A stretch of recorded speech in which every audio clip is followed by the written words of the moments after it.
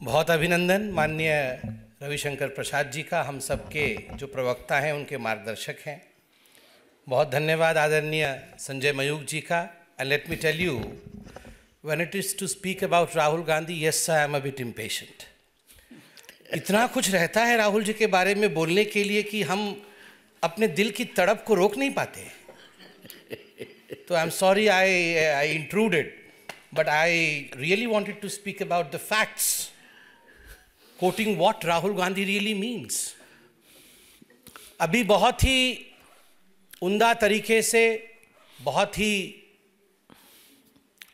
बड़े तरीके से एक्सपर्ट के रूप में आदरणीय प्रसाद जी ने ये समझाया कि किस प्रकार, जहाँ तक बैंक अकाउंट फ्रीजिंग का सवाल है, यदि आप हिंदुस्तान के कानून के हिसाब से कोट अनकोट आप डिफॉल्टर हैं, तो you will be treated as a defaulter. ये जो सेंस ऑफ एंटाइटलमेंट है गांधी परिवार की, हम डिफॉल्ट भी करेंगे और डिफॉल्ट करने के पश्चात हमें इस देश के कानून के प्रावधानों को पालन करने से राहत दिया जाएगा। The era of this kind of entitlement is over under Prime Minister Narendra Modi. ये era नहीं है अब, चाहे आप गांधी परिवार के ही क्यों ना हो सकते हैं। और दूसरी बात जो मैं कहना चाहता हूं, remember it is not the bank account of the Congress party which is frozen, it is the Congress party which is frozen।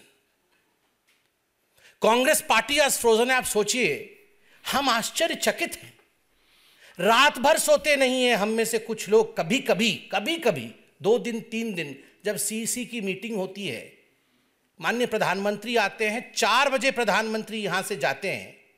जब हम 10 बजे सुबह जगते हैं तो हम देखते हैं प्रधानमंत्री के 2 रैलियां समाप्त हो चुकी है। जो देश का प्रधानमंत्री, जिस देश के प्रधानमंत्री सुबह 4 बजे जा करके हम 2-1 दिन में थक जाते हैं, हर दिन का रूटीन प्रधानमंत्री नरेंद्र मोदी जी का है 4 बजे जाना, 6 बजे कहीं और पहुंच जाना, 9 बजे लोगों के बीच में रहना और फिर 4 बजे तक यहां कार्यालय में बैठक करना। आपको क्या लगता है कौन जीतेगा? पसीना और मेहनत, पी से पसीना, एम से मेहनत। पसीना बहाया है मोदी जी ने, मेहनत की है मोदी जी ने। जीत पसीना और मेहनत की होती है, पीएम ऐसे ही कोई नहीं बन जाता है। बॉन्ड्स के बारे में बात हुई, हिसाब का किताब भी है यहां पर। बिना हिसाब किताब के नरेंद्र मोदी जी के युग में बात नहीं होती। कागज है हमारे पास। बताइए, आज भारतीय जनता पार्टी के 303 सांसद है, 55% जो आज मेंबर ऑफ पार्लियामेंट है वो बीजेपी के हैं। 48 सांसद, 9% सांसद कांग्रेस पार्टी के हैं। 11% सांसद, 24 द्रविड़ मुनेत्र कझगम डीएमके के हैं। ऑल इंडिया तृणमूल कांग्रेस के 4% सांसद है, 22 सांसद है। आप यहां पर जान के आश्चर्यचकित हो जाएंगे, जहां भाजपा को 6,000 करोड़ रुपए बॉन्ड के रूप में मिला, वहीं टीएमसी को लगभग 1400 करोड़ और कांग्रेस को भी लगभग 1400 से अधिक करोड़ रुपए बॉन्ड के रूप में मिले। सवाल उठता है, 9% सांसद और 1400 करोड़ रुपए आपको बॉन्ड के रूप में मिलता है। किसने आपको ये बॉन्ड दिया है? आप वो सूची जारी करिए। और कल हमारे माननीय गृह मंत्री जी ने टीवी चैनल में इंटरव्यू के समक्ष बताया कि जब ये बॉन्ड की नीति पार्लियामेंट के फ्लोर पे रखा गया था, the witness is sitting amidst us, Ravishankar Prasad ji was the witness when the electoral bonds were discussed. We don't have our senior colleague, the senior colleague of mister Ravishankar Prasad, Shri Arun Jaitley ji, how fluidly, how tangibly he had explained the electoral bonds. What was the basic requirement of the electoral bond? Electoral bond की basic requirement थी electoral reform, जिससे कि जो खर्चा election में होता है उसमें काला धन कैसे कम हो, ब्लैक मनी कैसे कम हो, और जो लोग डोनेट करते हैं उनको लगता है कहीं हमारे ऊपर बाद में आक्षेप न लगे, कहीं हमारे ऊपर विंडिक्टिव एटीट्यूड न रखा जाए, तो एक पर्दा का भी बीच में रहे। जब ये सारी डिस्कशंस हो रही थी पार्लियामेंट में, Ravishankar ji would supplement to say that the Congress party was not just a mute spectator. The Congress party was supporter of this system. जब ये सिस्टम बनाया गया तो कांग्रेस पार्टी ने इसे सपोर्ट किया था।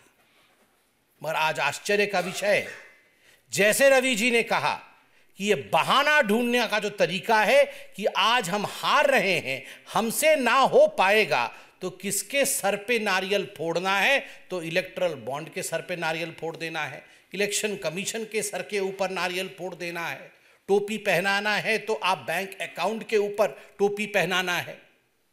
किसी इनकम टैक्स अथॉरिटी ने नहीं कहा है कि आप अपने बैंक अकाउंट को यूज नहीं कर सकते हैं।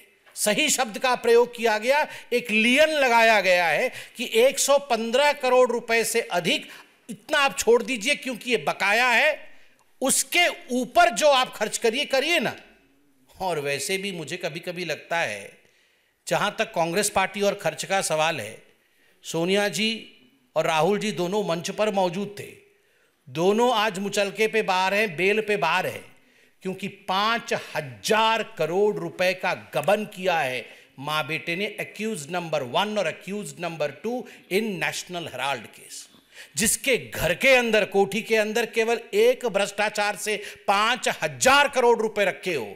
और A to Z of Congress corruption, Agusta Westland से जेड तक अगर हम चले जाएंगे तो जो रकम उस कोठी के अंदर रखी हुई है, एक इलेक्शन नहीं, पूरे विश्व के इलेक्शन को फंड करने के लिए यथेष्ट है।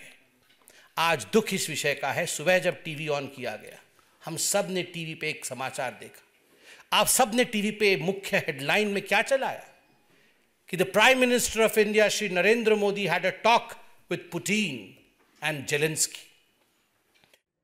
बीजेपी की इस प्रेस कॉन्फ्रेंस में आपने बार बार सुना कि किस तरीके से कांग्रेस पर झूठ बोलने की बात कही गई, आरोप लगाए गए, और यह भी कहा गया कि हार की हताशा और बहाना कांग्रेस ढूंढ रही है।